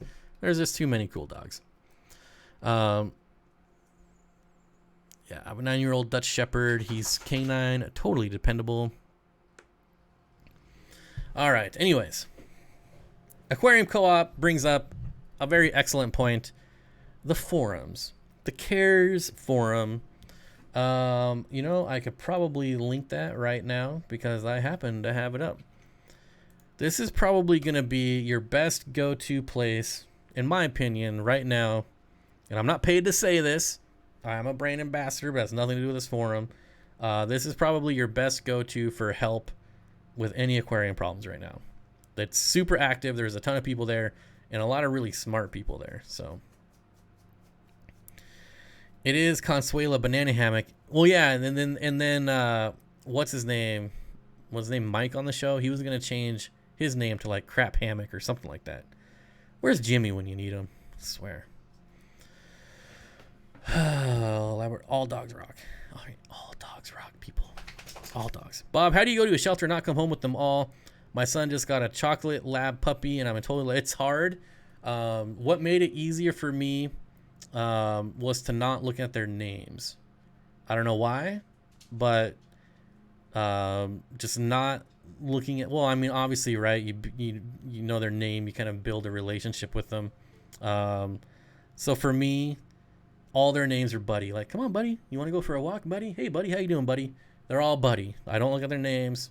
I don't want to like start that relationship. So, there was a dog there last week that was like the small dog in Lady and the Tramp, like the old small dog that's like the wise dog. I forget his name, but I absolutely love those dogs. And there was one there last week, and I'm like, nope, not looking at your name. And then one of the other guys saw it and was like, oh, what a cool dog. What's his name? I'm like, I don't know. Not looking. I don't want to know. Don't want to know. For me, it just makes it easier. I did get close to one. I got really close to an English Mastiff that got put down. And ever since then, I'm like, I don't want to know their names. I don't want to know anything about them. I'm just here to make sure they have a good time when they're with me. So we take them out to the yard. We play fetch. We roll around in the grass. They're probably looking at me like the people that work there is like, what is this idiot doing? Because I literally like roll around in the grass with them. I come home just dirty as can be, but whatever I can do to make them happier, I do. Best translation I've ever got: epistogramma, a pistol grandma. That's pretty funny. That's really funny. The forum has paragraphs and photos. Sounds scary. So scary. Jesse, come on, man. I just picked up one of my dog's ashes today. Yep. I still have mine right here. Always with me. It's tough. And I got her paw print right here as well, which I'm going to get tattooed on me as soon as we're allowed. Ridiculous. She was 13. I love her so much. Yep. It's the hardest part about dogs is that we outlive them. The dogs love, yeah. The dogs love, the dogs are, what? The dogs love him, but this Bob guy is a weirdo. Weirdo. Yep.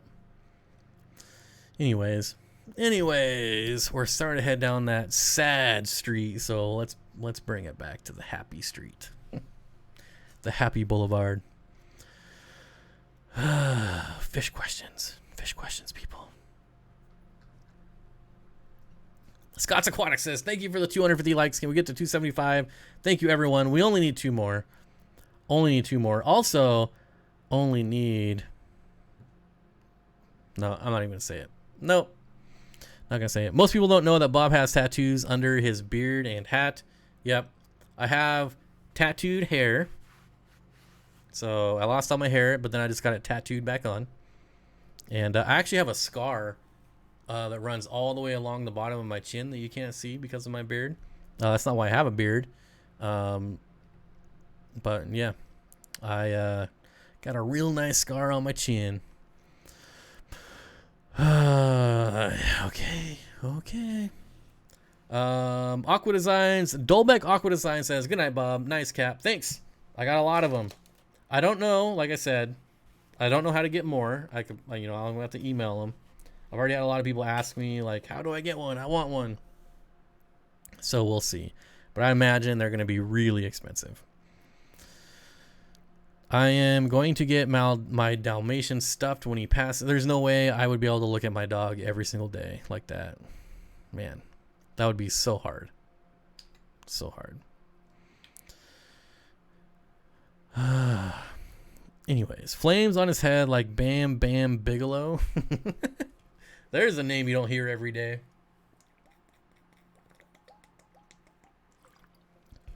All right, guys, we got 20 minutes left.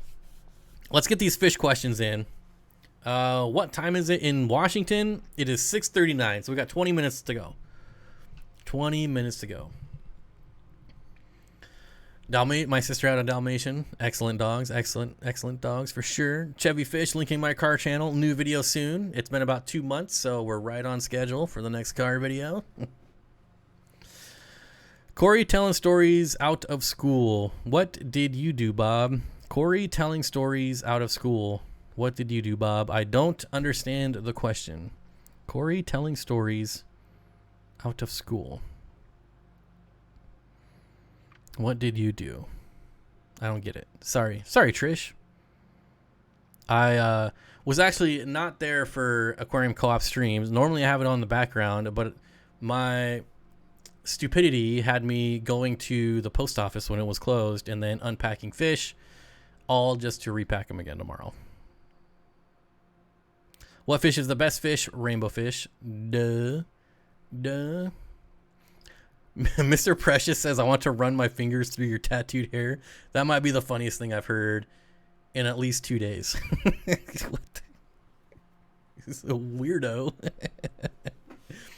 Do you feed live blackworms, Grant? Yes, when I can get them. They're kind of scarce in my area. But yeah, when I can order them, I always order them. I usually order them like a pound at a time. I think they're great. I think it's a really good food. They're a really, really good food to get Coriodoras to spawn because you can put a ton of them in the tank and they live in the tank. So it was good. You missed it. It was a dumpster fire of a start. I heard there was like 3, or did I get 3 different notifications, or I don't know. It seemed like there was like 3 live streams, 2 or 3 live streams. I don't know. It was a dumpster fire of a day here. You probably missed my stream at the start, but I packed up all this week's fish orders to go ship just for the post office to be closed on a total BS holiday. Man, I was frustrated.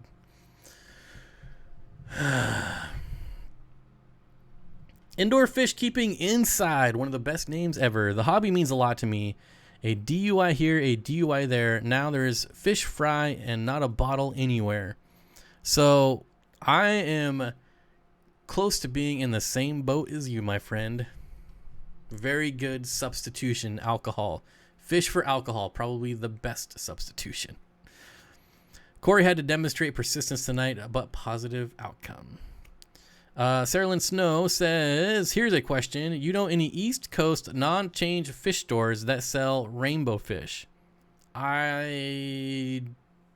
East Coast is like, that's pretty big. Like, if you're in Florida and I tell you of a company in Maine, like, or unless you're thinking of like shipping wise, honestly, I don't think I can name a single fish store out of my state, let alone on the East Coast. Man. Jack says, what's my favorite budget aquarium heater? I hate all aquarium heaters equally. And if there was ever a piece of equipment I wouldn't go budget on, it would be a heater. I know a lot of people buy that like cheap eBay brand. I can't remember what the brand is, and have a lot of success with it. And then I know people that have had them blow up in their tank. It's pretty rare, but at this point in my fish keeping career, I can honestly say there's probably not a single heater that I trust long term. So there you go. Hepa Aquatics says, Bob, Australian and Bosemani with discus. The tank is 220. The temperature is 84. What are your thoughts? Bosemani and Australians are going to be able to handle that temperature. And, excuse me, probably work out okay. Steenfott Aquatics, and I keep 2 pair of a Pistogramma Hongsloy in a 25-gallon planet tank long term. I would say probably not going to work out. As soon as they start spawning, bad stuff's going to happen. It's not a really big footprint. Like even a 40-gallon might be kind of iffy.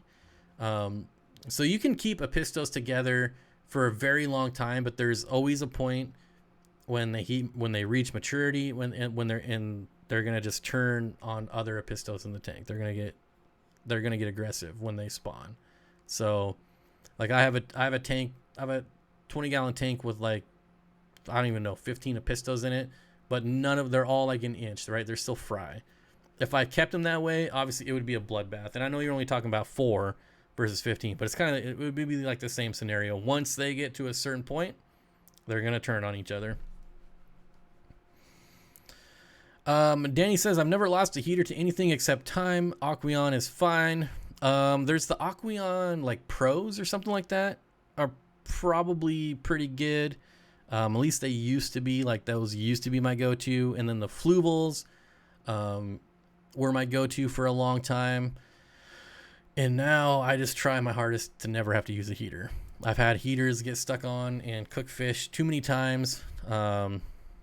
So yeah, I hate them. I hate heaters. I went through a stint of nothing but trouble with heaters, started buying Eheim, and my problems faded away. Eheim used to have a really good one too. Again, I say used to, not in the sense that they're bad now. I say used to because it's been a while since I've used heaters. So yeah, when I say like Eheim used to be good, it just means I haven't used them in a long time is all. That's it. I'm not saying they're crap now, but I'm also not saying that they're not crap. They could be crap. I don't know. I don't use them. Fish Tank Barn says aquarium heaters are like the worst products ever made. We wouldn't drive if cars had them the same quality. We wouldn't drive if cars had the same quality as aquarium heaters. I feel that's true about a lot of stuff in the hobby, right? A lot of this stuff is only designed to last like a year or two. And then, hey, guess what? You got to go buy another one. I don't know. I feel like when I was a kid, products were way more durable than what they are now. And I don't know if anyone else feels that way, but I certainly do. Inkbird insurance for heaters sticking on. Inkbird. I'm not sure what Inkbird is. But there gets to be a point, like, I know there's like the heater controllers. But, you know, you have 30 tanks with 30 heaters and 30 heater controllers. At what point do you just have too much crap? So, I don't know. Heat the room. Heat the room. Ginger Grave says, did I get the purple spotted peacock gudgeons from you? If so, let me tell you, they are big, crazy killers. Beautiful though. You did not. Not for me, but they are super awesome fish. I still have a few for sale. I'm shipping 3 of them out tomorrow. Well, maybe not with that endorsement of them being crazy killers. We'll see. But they do get a good size. I mean, so there's 2 types of the purple spotted gudgeons, right? There's the eastern and the western. And one of them gets a lot bigger than the other, and I couldn't honestly tell you which one I have because they're fry. Could I add a school of 10 to 20 neons or cardinals to a planted 40-gallon? Yes. Current stocking is 3 Amazon puffers and 5 Petricola catfish. Yeah, I think it'd be all right. Definitely. Cory found Cories and gravel that would be comparable but would wear down... Wait. Cory found Cories and gravel that would be comparable, but it would wear down at them, so I definitely recommend. Cory found Cories and gravel. I don't know. Sounds like you're talking about gravel or sand for Cories, but I don't know. Lots of things are made so poorly and cheap these days. I go to antique stores and dig through their old tools for that reason. Yep. All right. Maria says, thank you, Bob. I do have another 20-gallon. Oh my gosh. This is how we know we're in the second hour. Let me start over. Thank you, Bob. I do have another 29-gallon cycling at the moment for guppies, so I'm covered. There you go. Deb Hall, hey, how you doing? It says, Bob, anyone put 2 300-watt heaters in our 125, want temp controllers. Do I need 1 or 2 controllers for both heaters? Can't heat the room high enough. I personally probably wouldn't use 2 300-watt heaters. That sounds kind of overkill for a 125. I would probably do like two 100-watt heaters or 2 150-watt heaters. But that's just me.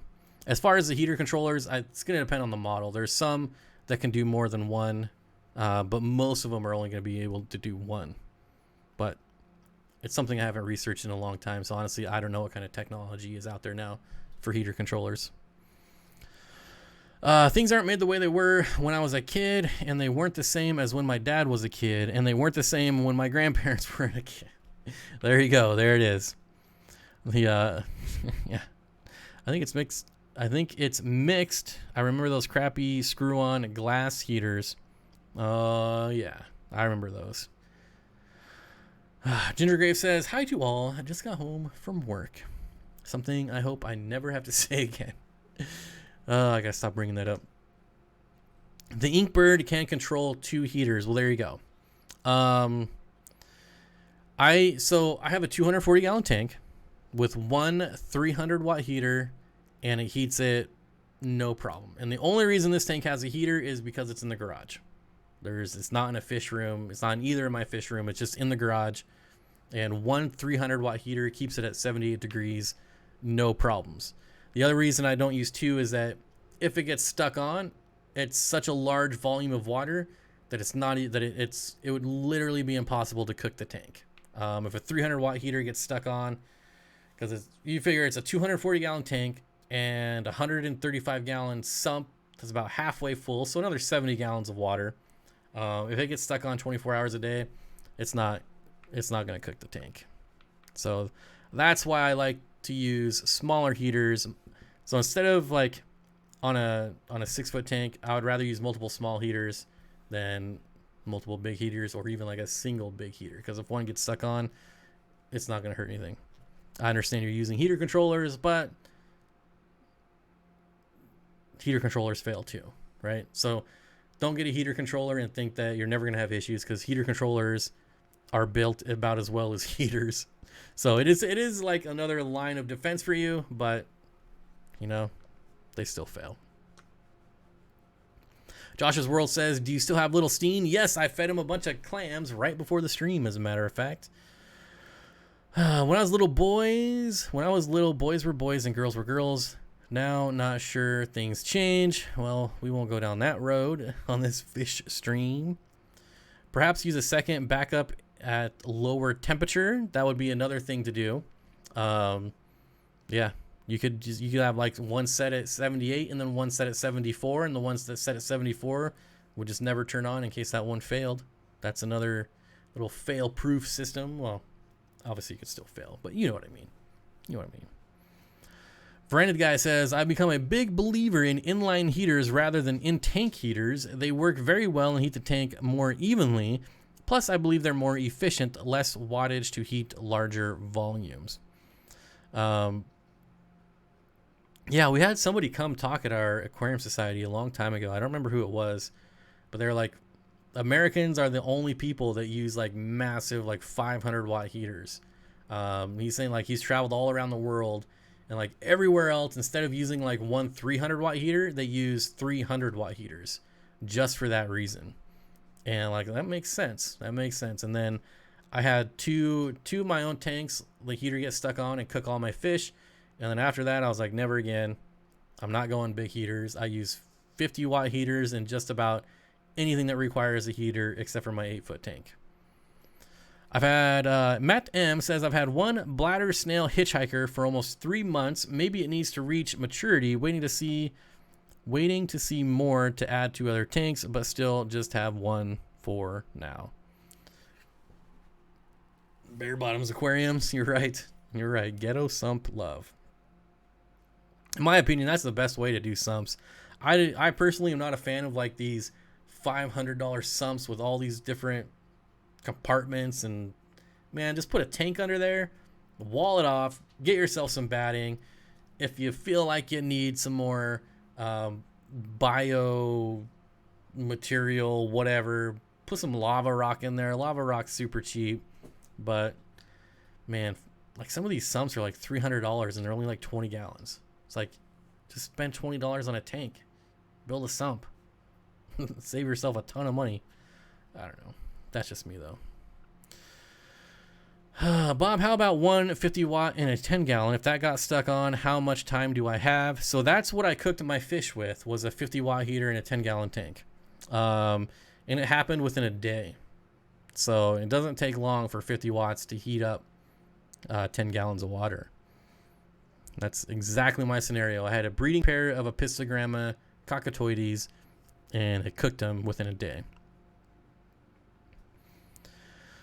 Any ideas on the best Repashy for a king tiger pleco? I would mix bottom scratcher with morning wood. And I would do like 50-50. Mix it. That's one of my favorite things to do with Repashy, is to actually mix them and make my own little formula.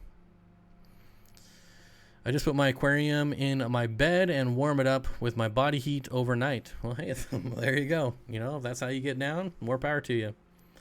Lava rock is the best. I feel like it's very underutilized. Like, it's such a cheap media for filters, which I think are way overdone to begin with. Like, especially when it comes to like bio loads. Like, I don't know.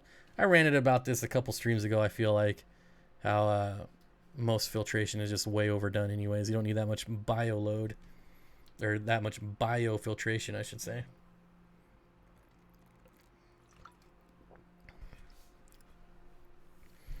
I'm an LFS that sells used and or used commission marine sumps are often available. You know, I always wondered, like, if I opened a fish store, if I would sell used equipment. I don't think I would.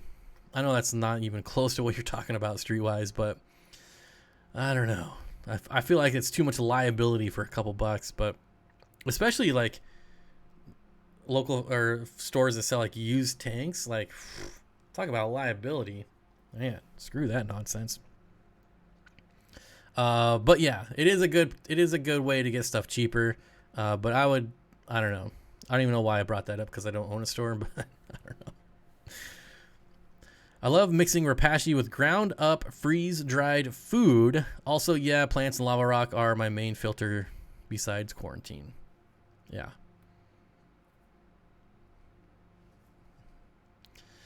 I mean, obviously I go for sponge filters, but same idea. Hey Bob, I'm wanting to add fish to my 20 gallon, but my apartment will only allow me one tank So how should I quarantine? Just get a 5-gallon bucket. It's that easy. 5-gallon bucket. You can get like a little sponge filter. Get a little USB air pump from Aquarium Co-op. Throw it all in a 10-gallon or a 5-gallon bucket, and you're good to go.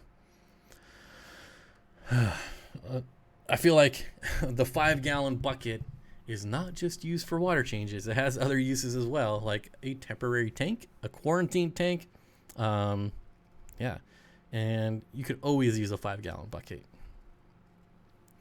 Ideas for a display tank for hatchet fish. Well, like just a planted tank with hatchet fish. So you don't see a lot of hatchet fish in tanks like the one behind me because they require tops. And a lot of these like ADA, aquascape tanks, they don't have tops. So that's why you don't see a lot of hatchet fish in these types of tanks. But really, the only thing I would worry about with hatchet fish is jumping. You could scape it any way you want as long as you have a top. Scott's Aquatics says, if you haven't hit the like button yet, please do so. And thank you, everyone, for the thumbs up. Sell as no guarantees. Well, yeah, but I mean, think about it. So, say you have like a 20-gallon tank. Maybe you pay $5 for it, and then you sell it for $10. Right? It's got to be considerably cheaper than 20 because you could buy a brand new 20-gallon for $20. So you sold this guy a 20-gallon tank. You made $5 profit. He takes it home, and it leaks all over the place. Yeah, you said no guarantee. But that guy is never coming back to your store, right? I mean, unless he's like a super hardcore, like I support this local fish store, we're buddies, something like that. But if it's like average Joe off the street looking for a deal, you made $5, but you lost a customer for life. Is it really worth it? Probably not. If you only can have one tank in an apartment, ditch the 20 and get a 75. Yeah. I mean, really, that's the answer. Our apartment only allows one tank. Well, I'm getting an 800-gallon delivered tomorrow. All right, folks, that's it. Whew. I want to thank everyone for showing up. I started a little late, but I think I'm finally getting used to how this new streaming stuff works. And we were only like 3 minutes late, so not that big of a deal.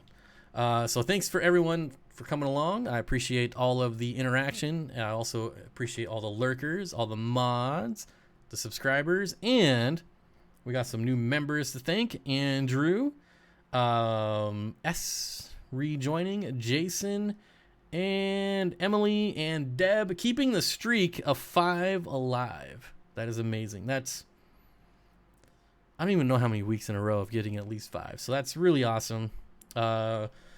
So thank you. Also, Fish Tank Barn, Rob, Joel, Bob Kaler, Elizabeth Hughes, Jason again, Curtis St. Martin, Jason again, Chantel Clay, hope I said that right, Moonstone Aquatics, Curtis St. Martin again, Mary Page Flynn, Matthew Vargas, Curtis St. Martin, Elizabeth Hughes.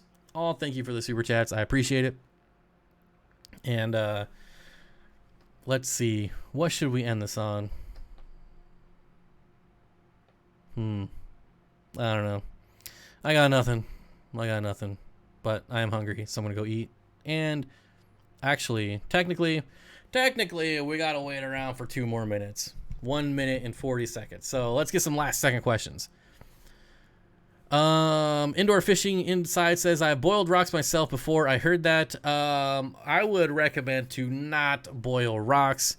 If you're someone who, it's like boiling rocks. There's people that say they don't explode, and then there's people that say they do explode. All you got to do is go on YouTube and watch videos of rocks exploding when boiling. All right. They do film, some rocks do have pockets inside of them. They're not solid. And if you boil them, they explode. So there you go. It's pretty rare, but there's plenty of videos on the internet of rocks exploding when they're being boiled. So be careful. That's all. Don't boil. If you're going to boil your rocks, don't do this and like look down and be like, hey, they're boiling, right? They're going to lose an eyeball or two. Oh, man. So be careful. There we go. Rocks explode. Rocks explode. Everyone's saying rocks explode. Yep. Do not boil your rocks. What I do is I don't boil my rocks at all. I just clean them with hydrogen peroxide or distilled white vinegar or both, and it's good to go. All right. Don't overthink it. Don't. Only geology majors should boil rocks. Yeah. Haven't you guys ever had pop rocks? I mean, come on. They explode. That right there tells you pop rocks. All right, that's it. We have officially hit exactly 2 hours. Thanked everyone. Time to go. I still got nothing. I was trying to come up with something, but I got nothing. I'll just see you guys next week. Thanks for showing up. It was awkward. I don't know. End.